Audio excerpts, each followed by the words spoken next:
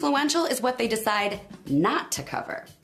Like, for instance, when mainstream American news outlets decided not to cover a British report, which basically destroyed the US's official narrative about why the West invaded Libya a couple years ago. Journalist Joe Lauria just did a great job investigating how the American media covered this report in an article for Consortium News entitled "Hiding U.S. Lies About Libyan Invasion." In it, Lauria leads us through his journey of trying to find out just how the U.S. covered this British report. Basically, the report says that the West's military intervention in Libya was based on inaccurate intelligence and erroneous assumptions. So this should have been big news to Americans, who are supposedly so concerned about how their government acts. This British report says that we backed a completely bunk invasion on another country, and that should have been big news. The report also says that the intervention was a bust, causing political and economic collapse, humanitarian crises, and even the growth of ISIS. So this British report basically says that the invasion was a catastrophe, which should have been big news.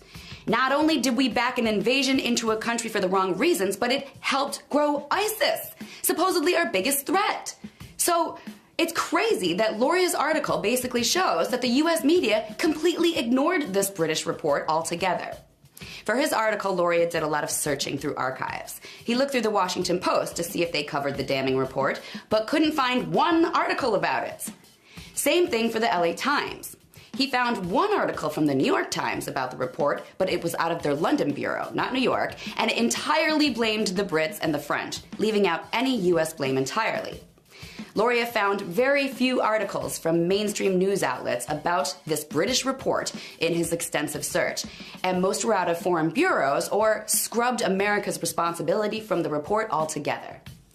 So apparently, most mainstream American newsrooms all decided not to cover this report, which leads to most Americans not knowing how screwed up it was that under President Obama, we fueled a botched invasion.